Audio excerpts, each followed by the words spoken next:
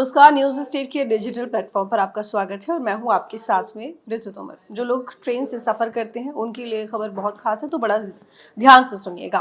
दरअसल अगर आप रेलवे से सफ़र करते हैं तो यहाँ आपके लिए थोड़ी सी बुरी खबर है, क्योंकि अब ट्रेन का किराया बढ़ने वाला है और 1 जुलाई से ये नए नियम, नए किराए लागू हो जाएंगे। दरअसल यहाँ पर भारतीय रेलवे की तरफ से ये फैसला लिया गया है कि यहाँ पर किराए में तो बढ़ोतरी होगी ही, इसके साथ ही कुछ और नियम हैं जिनमें बदलाव किए गए हैं।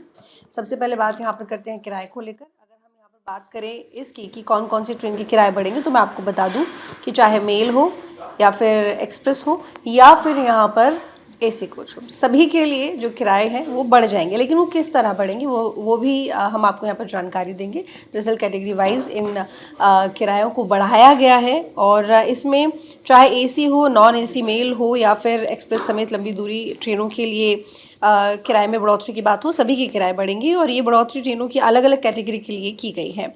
मेल और एक्सप्रेस ट्रेन के जो किराए हैं उसमें 1 पैसा प्रति किलोमीटर की बढ़ोतरी हो रही है और वहीं एसी कैटेगरी के लिए 2 पैसे प्रति किलोमीटर का इजाफा हो रहा है।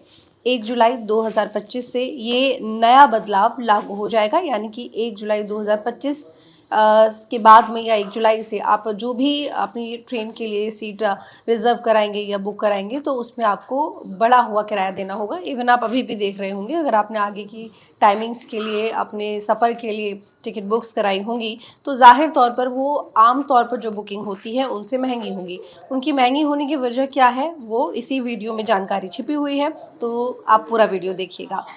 बता दें आपको कि उपनगरीय और सीजन ट्रेन टिकटों में कोई बदलाव नहीं होने वाला है, यानी कि 500 किलोमीटर तक का अगर आप सफ़र कर रहे हैं तो आपको कोई भी बढ़ा हुआ किराया नहीं देना है। यानी कि इसको लेकर भी यहाँ पे टर्म्स एंड कंडीशंस है। ऐसा नहीं है कि किराया बढ़ रहा है तो चाहे आप 1 किलोमीटर जा रहे हैं या 10 किलोमीटर जा रहे हैं तो आपको यहाँ पर बढ़ा हुआ किराया ही देना है या 1000 किलोमीटर का सफ़र कर रहे हैं, बल्कि अगर 500 किलोमीटर तक का अगर आप सफ़र कर रहे हैं तो जो किराया है वो आपको वही देना होगा जो अब तक आप देते आ रहे हैं।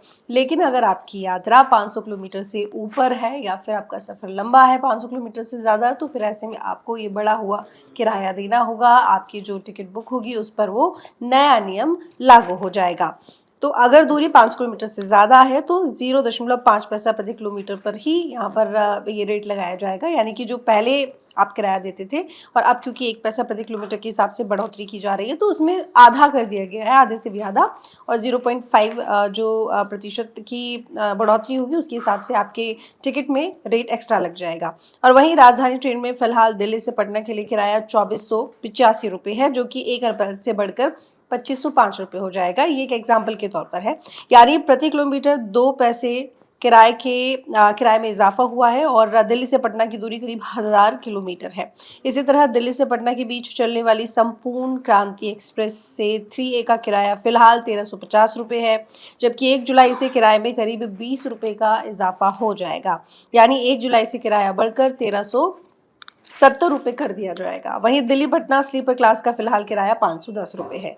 तो अब आप समझ गए होंगे कि किस हिसाब से यहाँ पर जो किराया है वो आगे आपको बढ़ा हुआ दिखाई देगा।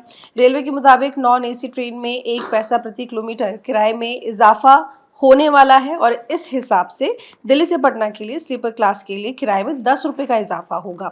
यानी 1 जुलाई से संपूर्ण क्रांति में दिल्ली से पटना के लिए स्लीपर का किराया 520 रुपये का बैठेगा, तो उस हिसाब से आपको पे करना पड़ेगा। अच्छा, अब क्योंकि कुछ दिनों पहले एक नया नियम और आया था तत्काल टिकट को लेकर, आपको शायद याद होगा कि भारतीय रेलवे ने एक नया नियम यहाँ पर चेंज किया था पुराने नियम में और नया नियम लेकर आई थी। रेलवे ने तत्काल टिकट बुकिंग के लिए आधार वेरिफिकेशन अनिवार्य कर दिया है। यानी कि अगर अब आप अपनी टिकट बुक कराएंगे तो इसके लिए अपना जो आधार कार्ड है उसका आपको यहाँ पर वेरिफिकेशन कराना होगा। OTP आएगा आपके पास में, उसके बाद ही आपका टिकट बुक हो पाएगा। ये नया नियम लाया किस लिए गया है, जिसकी बड़ी वजह ये है कि एक तो ट्रांसपेरेंसी बनी रहेगी और जो यहाँ पर देखा जाता है अक्सर की फर्जी बुकिंग हो जाती है और वेटिंग लिस्ट बड़ी लंबी हो जाती है, इंतज़ार करना पड़ता है, वो तमाम चीज़ें ना हो, इसके लिए ये फैसला लिया गया है कि जो आधार वेरिफिकेशन है वो ज़रूरी है। ये नियम भी 1 जुलाई से लागू हो जाएगा और बिना आधार ऑथेंटिफिकेशन के कोई भी व्यक्ति रेलवे तत्काल टिकट बुक नहीं कर सकेगा। रेलवे के इस नियम का उद्देश्य साफ तौर पर यही है कि किसी भी तरह की जो फर्जी टिकट बुकिंग होती थी वो खत्म हो जाए और ज़्यादातर यात्रियों के लिए सीटों की उपलब्धता आसान हो जाए।